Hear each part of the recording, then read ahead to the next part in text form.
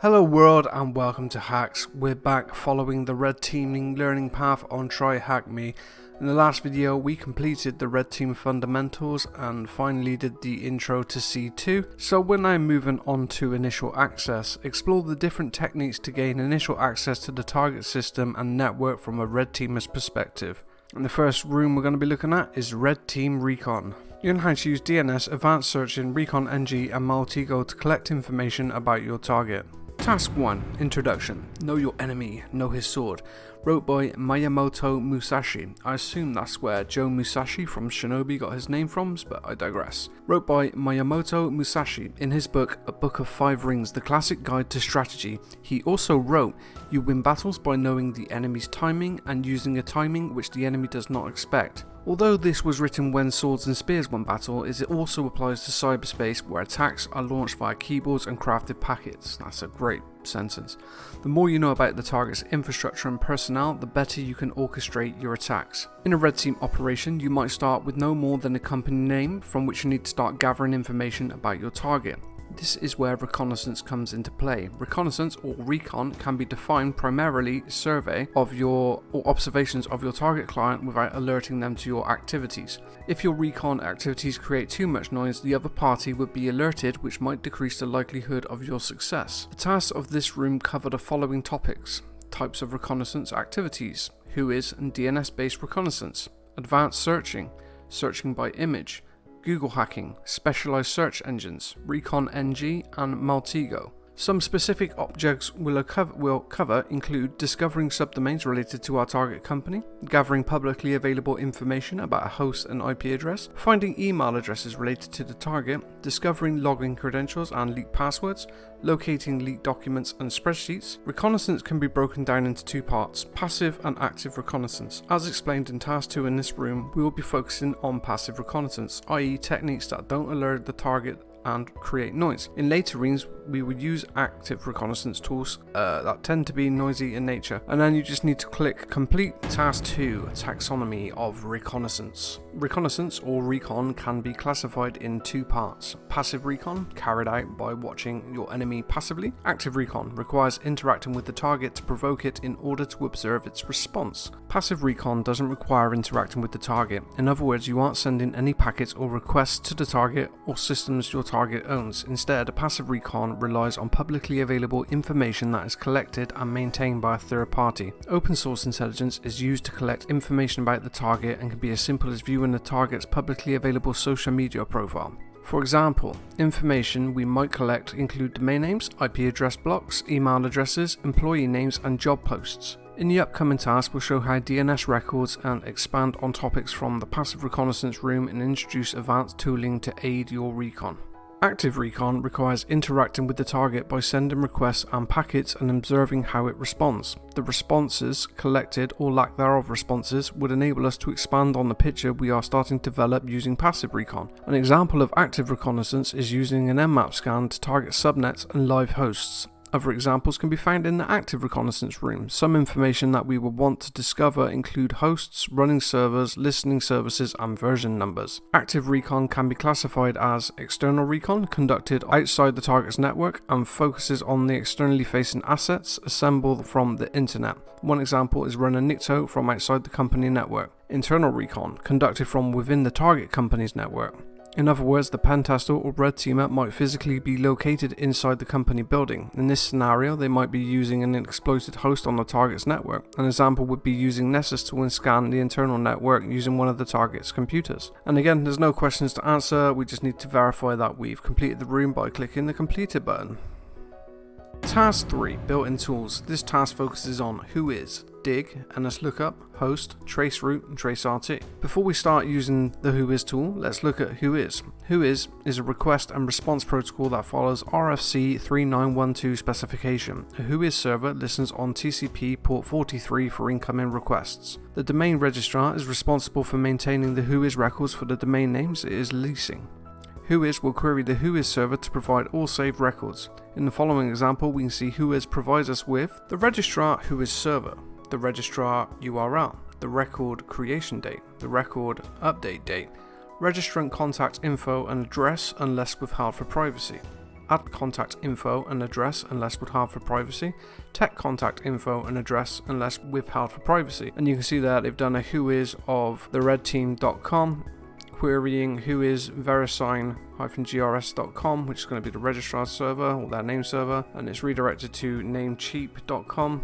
And then Namecheap's name servers tell you the domain name, registry domain ID, the whois server, the updated date, so that's the date that the records were last updated on, the creation date, that would be the date that it's registered, I believe. Registrar expiration date tells you when a domain expires, so if you want to snipe a domain name, set your dates to there, not that that's ethical. Email to contact in terms of abuse. See, there's client transfer prohibited as well, so when you get domain names, you have to unlock them before you can transfer them to different registrars, and domain status transfer just means it's prohibited. And then you can see there the registrant name is withheld for privacy, so you can opt into domain privacy. It doesn't look like they've kept the address private though, which is interesting. Normally I've thought that all the registrant's information is all private when you select domain privacy.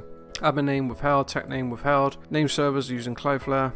As we can see above, it is possible to gain a lot of valuable information with only a domain name. After a whois lookup, we might get lucky and find names, email addresses, postal addresses, and phone numbers. In addition to other technical information, at the end of a whois query, we find the authoritative name servers for the domain in question. DNS queries can be executed with many different tools found on our system, especially Unix-like systems. One common tool found on Unix systems, Windows, and macOS is NSLookup. In the following query, we can see how NSLookup uses the default DNS servers to gain the A and AAA records, the IPv6 records, for the related domain. So he's looking at caf.theredteam.com. You got the IP address, you can see the different values there. Another tool commonly found in Unix-like systems is DIG, short for Domain Information Groper. DIG provides a lot of query options and even allows you to specify a different DNS server to use. For example, we can use Cloudflare's DNS server. So saying dig at the name server 1.1.1.1, show me the records for tryhackme.com, and okay, the responses are not for tryhackme.com, they're for the red team, but you can see there that you're getting some information from it. Host is another useful tool for querying DNS servers for DNS records, considering the following example. So you can see there hosts, and it's find the IP address and the IPv6 addresses. The final tool that ships with Unix-like systems is traceroute, or on Microsoft Windows systems, traceRT. As the name indicates, it traces the route taken by the packets from our system to the target host. The console output below shows that traceroute provided us with the router hops connecting us to the target system. It is worth stressing that some routers don't respond to packets sent by traceroute, and as a result we won't see that IP address. We'll see a asterisk is used to indicate as such. Yeah, as you can see these timeouts here, or non-responses from the server, and then all the different hops that it takes. In summary, we can always rely on whois to query the whois database, NS, dig, and host to query DNS servers. Whois database and DNS servers hold publicly available information, and querying either does not generate any suspicious traffic. And now we have some questions, and how better to answer them than with a Kali Linux virtual machine. First question, when was theredteam.com created? And they want it in year, month, date. So if we head over to Kali Linux and we can just do it whois on theredteam.com, you see I've already done that. Then if we scroll up in the results, we can see that it was created on 2021-09-24. So we'll grab that, we'll head back to the answers, and we'll just submit that, and hopefully that will give us the right answer. Second question, to how many IPv4 addresses does the clinic.theredteam resolve? Copy, we'll just head back to Kali, and then we'll scroll down, hit enter, Control C, clear that, and then we'll do NS lookup. You can see I've already done that one as well. We'll hit return, and you can see we've got 2 IP addresses for IPv4, so we're just going to put 2. And then it's going to ask to how many IPv6 addresses does it resolve, and as you can see we've got another 2 there. Fantastic, so that's just going to be 2. And that is the room complete. Task 4, Advanced Searching. Being able to use a search engine efficiently is a crucial skill. The following table shows some popular search modifiers that work with many popular search engines. So this is what's known as Google dorking primarily, there may be other terms for it, but it's essentially using specific characters or specific strings to search for specific things on search engines. So you can see there the first one, you put it in quotes and it will only return results with that exact phrase. Then you're searching for file type PDF, then you're saying search on a specific site only, so on blog.tryhackme, pen test site example, exclude a specific site from the results, walk through in title, try hack me, find pages with specific term in the page title, yes, in title, and then in URL, find pages with specific terms in the URL. And I'll tell you what, this in URL one can be used to find other things like sites that are potentially vulnerable to SQL injection and other sort of parameter things. If you do like in URL PHP ID equals, you know that that ID is going to be a dynamic parameter, and then you can try and hack with that. Granted, you know, you're probably going to find sites that have a lot of prepared statements in place and things like that, but it's just a good way to try and find dynamic parameters if you're just tinkering around. Not that you should be, but no, in addition to PDF, there are other file types. Consider doc.x, .ppt, .pptx, .xls, .xlsx. Each search engine might have slightly varied set of rules and syntax. To learn about the specific syntax for a different search engines, you will need to visit their respective help pages. Some search engines, such as Google, provide a web interface for advanced searches, Google Advanced Search. I haven't seen that before.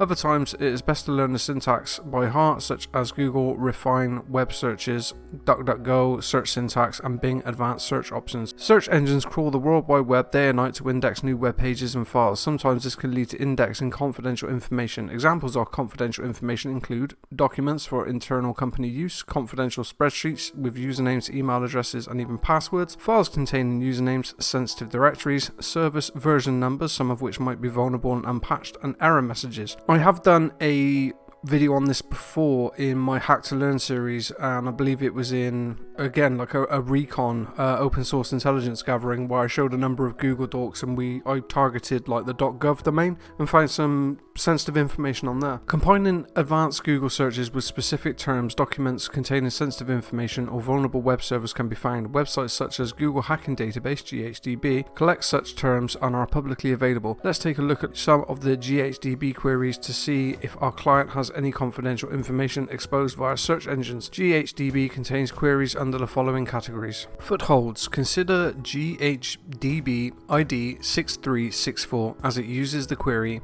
in title index of Nginx logs to discover Nginx logs and may reveal server misconfigurations that can be exploited. Yeah, that's an interesting one, mainly because those should not be publicly accessible anyway, so you may have access to more files in the directory other than the Nginx log. But yeah, it may show you errors or some files in the logs that are being hit frequently. It may even contain parameters that are being passed to it, so if it's doing like a post request to the database or something, you might find some usernames or credentials in there. Files containing usernames. For example, GHDB ID 7047 uses the search term in title index of contacts.txt to discover files that leak juicy information. Sensitive directories. For example, consider GHDB ID 6768, which uses the search term in URL search server.key to find out if a private RSA key is exposed, which could be very useful. So if there's private keys that are in publicly available directories, perhaps you could download them and use them to authenticate against the server, or get their certs, and then you should be able to possibly decrypt traffic. Web server detection. Consider GHDB ID 6876, which detects Glassfish server information using the query in title Glassfish server server running. That could be particularly useful if you know a particular service is vulnerable, and perhaps you could chain some queries together to find a particular version as well. Vulnerable files. For example, we try to locate PHP files using the query in title index of and then asterisk.php as provided in GHDB ID 7786. Vulnerable servers. For instance, to discover SolarWinds Orion web consoles, GHDB ID 6728 uses the query in text username in text Orion core solarwinds.com. Let's quickly have a look at that. Let's jump onto Kali quickly and accept all and just throw that into Google and Google search, and then let's see what pops up. Okay, so it's password protected. That's password protected. So it's finding specific logins, and we know web forms are easily brute forced and hackable. Perhaps there's like some default creds that you could run on these. I was about to try typing admin into it again, but that would be naughty. That could be useful for other things as well, finding other login pages like PHP admin and things like that, looking for like default creds that have been set. Error message. Plenty of useful information can be extracted from error message. One example was GHDB ID 5963, which uses the query in title index error log to find log files related to errors. You might need to adapt these Google queries to fit your needs, as the queries will return results from all web servers that fit the criteria and were indexed to avoid legal issues. It is best to refrain from accessing any files outside of the scope of your legal agreement. We recommend you join Google Dorking Room for more in-depth information. Definitely one to look at. Next, we'll explore 2 additional sources that can provide valuable information without interacting with our target: social media and job ads. Social media job ads. And you can see there's a lovely graphic there with all your social media, your Facebook, your TikTok, your WhatsApp, your Instagram. By the way, if you're on any of these platforms and you want updates from me, why not give me a follow? I'm on there. Search me. Social media websites have become very popular for not only personal use but for also corporative use. Some social media platforms can reveal tons of information about a target. This is especially true. Many users tend to overshare details about themselves and their work. To name a few, it is worthwhile checking the following: LinkedIn, Twitter, Facebook, Instagram. Social media websites make it easy to collect the names of given company employees. Moreover, in certain instances, you might learn specific pieces of information that can reveal answers to password recovery questions or gain ideas to include in targeted word lists. Posts from technical staff might reveal details about company systems and vendors. For example, a network engineer who has recently issued Juniper certifications may allude to Juniper networking infrastructure being used in their employees' environment. Can't agree with this more. For instance, if you're looking at job openings or you're job hunting, one of the things you'll see so often on requirements is you need to be proficient in this technology, that technology, Apache, Azure, AWS. You need to have 20 years experience in Node.js and things like that, and that will give you an insight into what technology the company is using to power their infrastructure, and from that information you can then refine your attacks to target that infrastructure more specifically. Job ads. Okay, I promise I didn't read ahead. Job ads. Job advertisements can also tell you a lot about a company. In addition to revealing names and email addresses, job posts for technical positions could give you insight into a target company's systems and infrastructure. The popular job posts might vary from one country to another. Make sure to check the job listing sites in the countries where your client would post their ads. Moreover, it is always worth checking their website for any job openings and seeing if you can leak any interesting information. Wayback Machine can be helpful to retrieve previous versions of job opening pages on your client's site. Also, Wayback Machine is just really cool in general. I recently used it to go back to Bebo, one of my social media pages when Bebo was still a thing. I had custom graphics and everything on it. I created all the banners and everything myself. That was a trip down memory lane, bit of nostalgia, but yeah, Wayback Machine is great. It's a good tactic for doing web apps as well, because if you jump on Wayback Machine and you look at how the web app was, say 10 years ago, 5 years ago, you may find information on there that could still be relevant today. You may find text files or something that have been indexed that shouldn't necessarily have been indexed. Anyway, we are now on to some questions. How would you search Google for XLS index for client HTTP clinic theredteam.com? So it's asking us, how would we search for XLS documents indexed for HTTP clinic theredteam.com? So if we just did file type XLS site clinic.theredteam.com, try that. Yeah, that's just correct. Yeah, so we're searching for file types, specifically XLS, on site theredteam.com. How would you search using Google for files with the word passwords for clinic theredteam.com? So we would do passwords is our search string, and then we'd do site because we want to refine it to site clinic.theredteam.com, and there we go. That is task 4 complete. A lot of good information in there about Reconnaissance and using search engines, Google Dorking, and social media to gather information about your target. Very good. Task 5. Specialized search engines. Whois and DNS related. Beyond the standard Whois and DNS query tools that we covered in Task 3, there are third parties that offer paid services for historical Whois data. One example is Whois History, which provides a history of Whois data and can come in handy if the domain registrant didn't use Whois privacy when they first registered the domain name. There are a handful of websites that offer advanced DNS services that are free to use. Some of these websites offer rich functionality and could have a complete room dedicated to exploring one domain. For now, we'll focus on the key DNS related aspects. We will consider the following: viewdns.info and threat intelligence platform.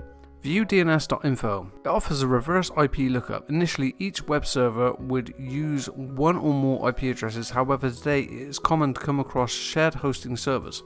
With shared hosting, one IP address is shared among many different web servers, different domain names.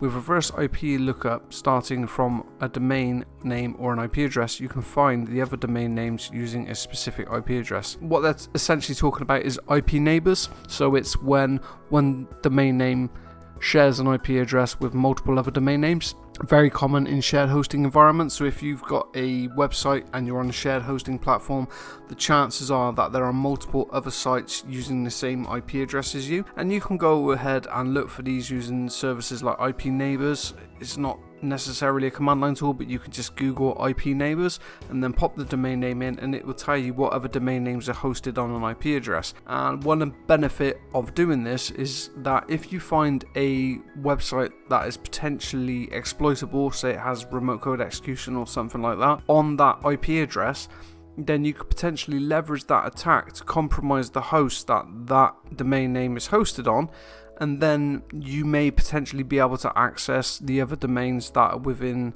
that host. Most hosting providers will take precautions and ensure that each domain name is segregated into their own hosting space, so that if you do compromise a singular domain, you can't then go and mess with other people's domain names. They usually have separate users for each specific hosting website that's in place, but that's more your sort of big hosting providers who know what they're doing. If you've just got some guy who set up cPanel and he's a reseller and he's selling services to his friends, then it might be the case that they haven't created individual users for each hosting package. So if you compromise one domain name, you might be able to compromise them all. Makes you question, who your hosting provider is and what their technical skills are. So yeah, be careful with that one. In the figure below, we use reverse IP lookup to find other servers sharing the same IP address by caf.theredteam.com.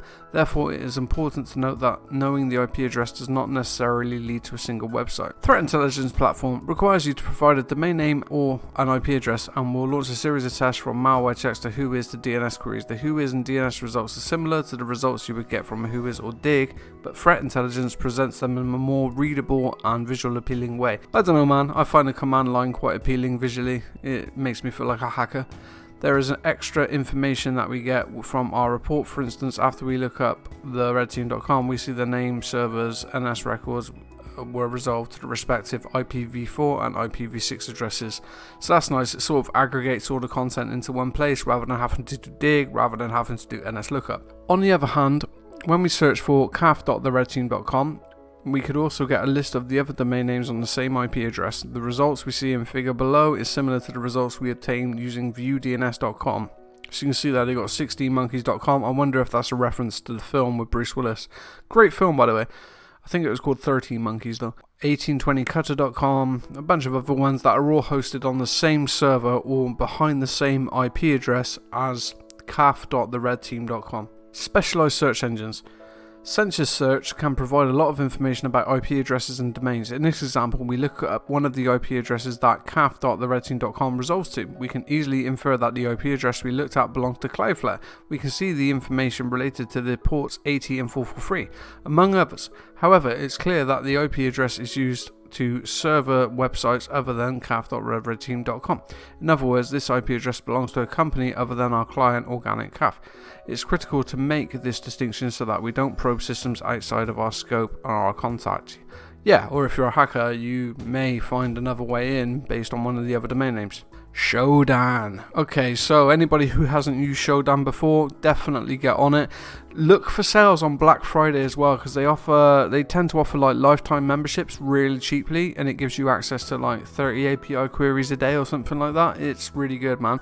Shodan, I've done a video on Shodan again in my open source intelligence video in the learn to hack section, so definitely it's worth your time. It's brilliant. You can search for IoT, you can search for databases, you can search specifically for servers in your geographic area, so just like, location equals wherever you are. Shodan. Showdown. You might remember using Showdown in the passive reconnaissance stream. In this section we'll demonstrate how you can use Showdown from the command line. Nice. To use Showdown from the command line, you need to create an account with Showdown, then configure Showdown's usual API key using the command Showdown init API key. That's fairly simple, isn't it? You can use different filters depending on your type of Showdown account. To learn more about what you can do with Showdown, we suggest you take out the Showdown CLI. Let's demonstrate a simple example of looking up some information about one of the IP addresses we got from nslookup.caf.theredteam.com using the Showdown host IP address. We can get the geographical location of the IP address and the open ports as shown below. Yeah, Showdown is so powerful. So you can see there they've just done a Showdown host 172.67. It shows you where it is, San Francisco, United States, and it's owned by Cloudflare. And it shows the updated address, number of ports open. You got a web server on 80 and 443, 2086, 2087. I don't know what either of those are. 8080 is usually Squid proxy. And then we have a question. What is the Showdown command to get internet facing IP address? So I think it's just...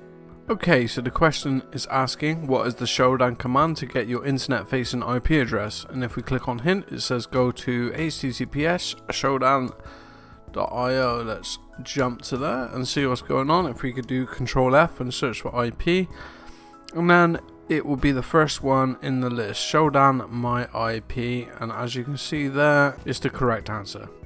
Task 6, Recon-ng. Recon-ng is a framework that helps automate the OSINT work. It uses modules from various authors and provides a multitude of functionality. Some modules require a key to work. The key allows the module to query the related online API. In this task, we'll demonstrate using Recon-ng in the terminal. From a penetration testing and red team point of view, Recon-ng can be used to find various bits and pieces of information that can aid in an operation or OSINT task. All of the data collected is automatically saved in the database related to your workspace.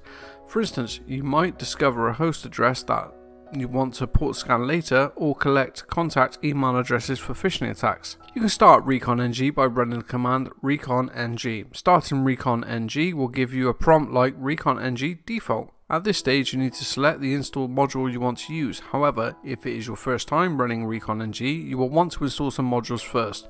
In this task, we will follow the following workflow. Create a workspace for your project, insert the starting information into the database, search the marketplace for a module and learn about it before installing, list the installed modules and load one, run the loaded module. Creating a workspace. Run workspaces, create workspace name to create a new workspace for your investigation. For example, workspaces create the red team will create a workspace named the red team. Recon-ng-w workspace name starts Recon-ng with the specified workspace, which should be useful if you've already got workspaces in place and you want to just connect directly to that workspace. It's a bit like Metasploit in that you can use workspaces with Metasploit. Seeding the database. In Reconnaissance, you are started with one piece of information and transform it into new pieces of information. For instance, you might start your research with a company name and use that to discover the domain name, contacts and profiles. Then you would use the new information you attain to transform that into further and learn more about your target. So when it's speaking about transforms, that seems like a very Maltego type of terminology because you can use transforms to gather more information about OSINT targets. Let's consider the case where we know the target's domain name is theredteam.com and we would like to feed it into Recon-ng database related to the active workspace. If we want to check the names of the table in our database, we can run db schema. We want to insert the domain name theredteam.com into the domains table. We can do this using the command db insert domains. And we can see there's a bit of text there, Recon-ng-w the red team, so it's connecting to the workspace of the red team. And then it's doing db insert domains, and then it's specifying domain text, and I assume that's a prompt to say theredteam.com. And then it says 1 rows affected, and then it's doing a marketplace search. Recon-ng marketplace. We have a domain name, so the next logical step would be to search for a module that transforms domains into other types of information. Assuming we are starting from a fresh installation of Recon-ng, we will search for a suitable module for the marketplace. Before you install modules using the marketplace, there are some useful commands related to the marketplace usage. Marketplace search, keyword, to search for available modules with keyword. Marketplace info module, to provide information about the module in question. Marketplace install, to install the specific module into Recon-ng. Marketplace remove to uninstall the specific module. The modules are grouped under multiple categories such as discovery, import, recon, and reporting. Moreover, recon is also divided into many subcategories depending on the transformation type. Run marketplace search to get a list of all available modules. In the terminal below, we search for the module containing domains. So it's very much a framework in like Metasploit's a framework in that you've got exploit, post-exploit, auxiliary, scanner, and all those types of things. But this is like an OSINT framework where it allows you to install multiple different modules, search for those modules, and use those modules against a specified parameter. We notice many subcategories under Recon, such as domains, companies, domain contacts, and domain hosts. This naming tells us what kind of new information we will get from that transformation. For instance, domain host means that the module will find all hosts related to the provided domain. Some modules like Hoxie, who require a key, and we can tell from the asterisk under the K column that requirement indicates that this module is not usable unless we have an API key. Other modules have dependencies indicated by an asterisk under the D column. Dependencies show the third type party Python libraries might be necessary to use this module. Wonder if it installs those dependencies automatically. Let's say that you're interested in Recon, domains host, Google site web. To learn more about a particular module, you can use the command marketplace info module. This is an essential command that explains what the module does. For example, marketplace info Google site web provides the following description. Harvest host from google.com by using the site search operator. Updates the host table within the results. In other words, this module will use Google search engine and site operator. We can install the module we want with the command marketplace install module name. For example, marketplace install Google site web. Working with installed modules. We can work with installed modules using module search to get a list of all the installed modules. Modules load module to load a specific module to memory. Let's load the module that we installed earlier from the marketplace. Modules load view DNS reverse whois. To run it, we need to set the required options. Options list. To list this option that we can set with the loaded module. Options set option value to set the value of the option. Again, this sounds very like Metasploit where you got our host, and other parameters that you need to set before you can set out, which is great. It's great that there's a framework for open source intelligence. In the previous step, we installed the Google module. In the previous step, we installed the module Google Site Web. So let's load it using load Google Site Web and run it with run. We've already added the domain theredteam.com to the database, so when the module is run, it will read the values from the database, get new kinds of information, and add them to the database in turn. The command and the results are shown in the terminal output below. So, from this information, and this is just a criticism here, but it sounds like you add the domains to the database instead of just using a parameter like Metasploit does, like domain equals blah. And then you run a command, and if you've got multiple domain names in your database, in your workspace, then it will run it against all those domain names. And if you forget because you're sloppy like me, then that could perform a lot of API queries, which could eventually get your IP address blocked. What I feel like a better approach to take is the Metasploit approach, where you set the individual parameters individually. So it would be domain equals blah, and then you set your search parameters like Google Web Search. Again, I've not used this before, so I'm not familiar with how it operates. Maybe that's not a possibility. Well, it's obviously a possibility, but maybe it would interrupt the workflow of the application. But I feel like that would be a better way to structure it.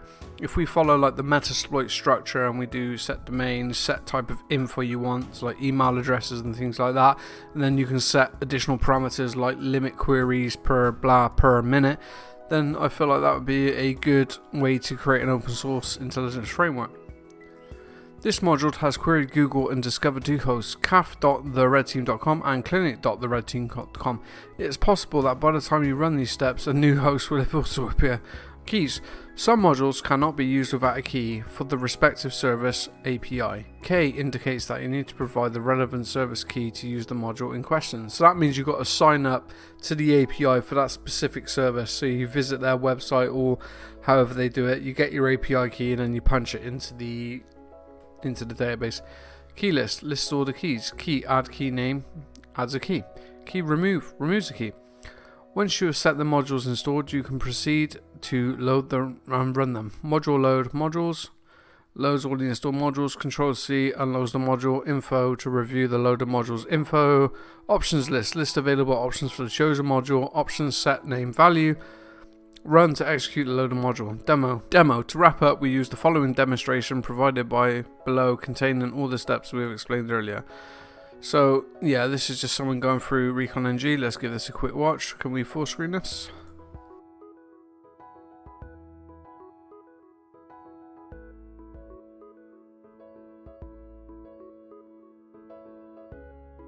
So you can see there that is very much based on SQL. The commands are pretty much based on SQL, so it's doing db query select all from host. So yeah, it doesn't look like it's been modified too much. Use Recon-ng to repeat the steps we carried out against the redteam.com, then answer the following questions. Okay, so the first question asks us, how do you start Recon-ng with the workspace clinic redteam.com? So that's just going to be recon-ng -w for workspace and then clinic red team. Let's see if that's right. Ooh, the answer is correct. How many modules are there with the name virus total exists? So we need to go back up here and look for the modules, and then we can have a look for how to search for modules. So we could do module search and then virus total, and that should be it. So let's jump over to Kali and do recon-ng and then do module search virus total. Invalid command, module search virus total. So let's go back and have a look. Okay, so perhaps it isn't module search but marketplace search virus total.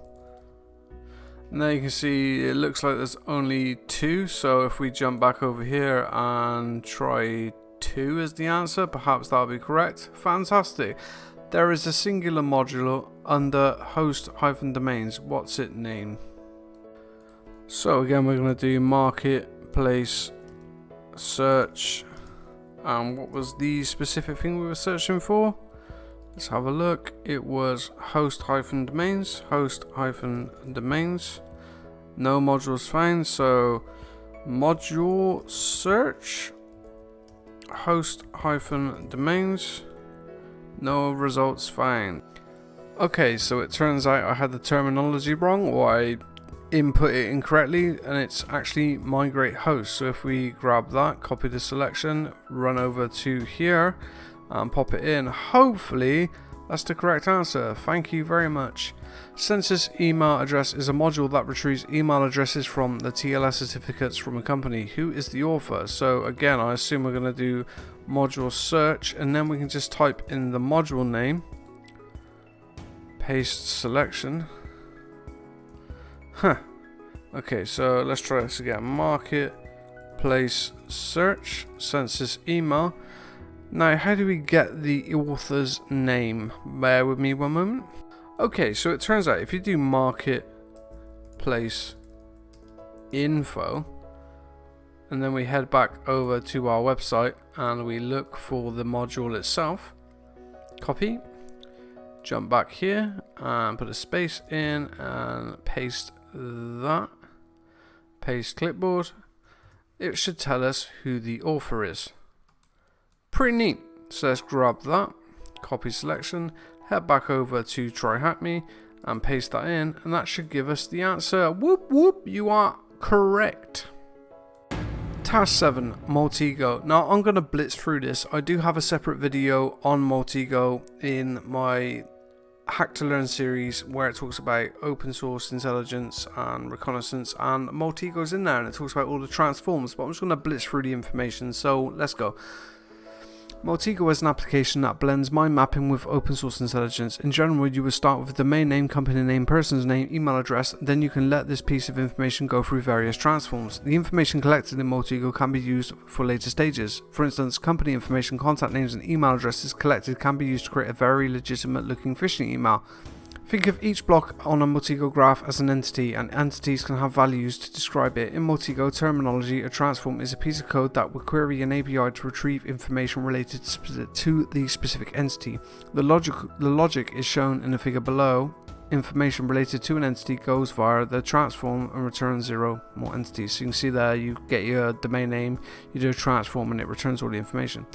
It's crucial to mention that some of the transforms available in Maltego might actively connect to the target system, therefore it's better to know how the transform works before using it, because then you cross the line from open source intelligence to active reconnaissance.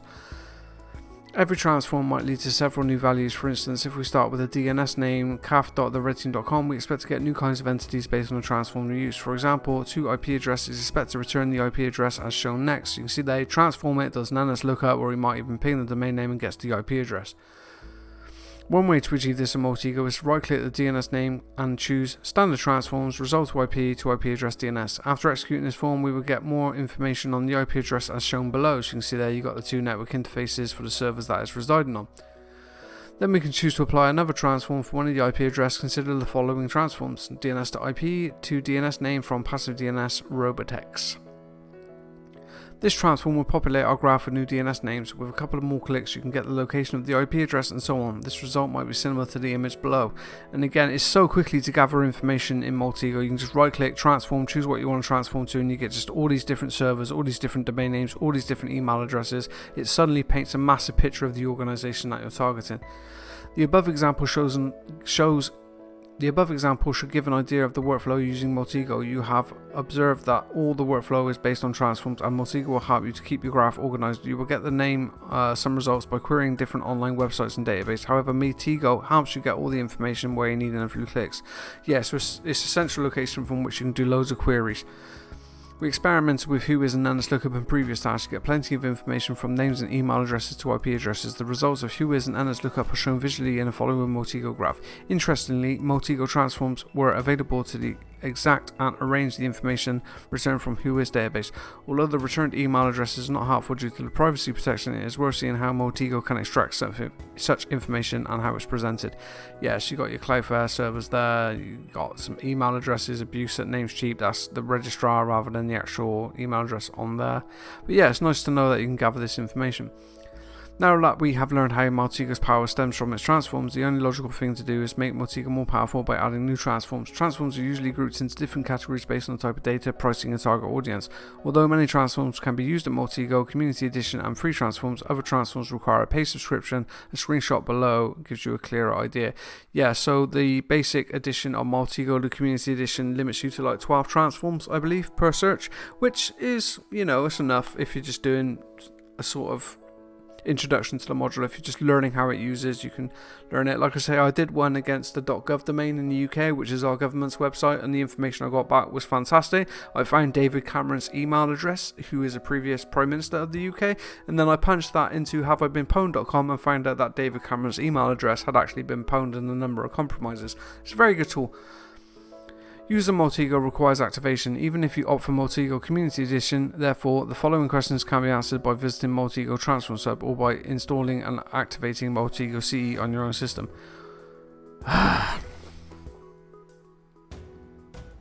Okay, so I'm not going to bother firing up Maltego just for the answers to these questions. If you want to know what they are, it's NIST NVD, and if you just submit that, you should get the answer is correct. And the last one, it's MISP project. Right, I don't want to deprive you of the information. Feel free to launch Maltego and find this for yourself, but the video is approaching like 15 minutes. I mean, I'm done. I'm going to get through the summary and then we'll be done.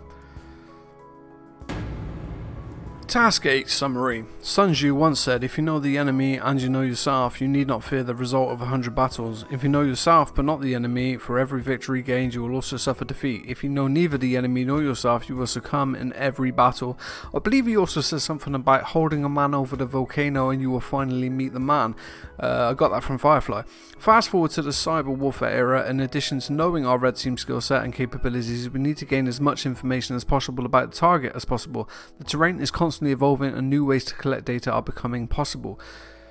We have reviewed essential built-in tools such as Whois, Dig and Traceroute. Moreover, we have explored the power of search engines to aid in our passive reconnaissance activities. Finally, we just demonstrated 2 tools, Recon-ng and Maltego, that allow us to collect information from various sources and present them in one place.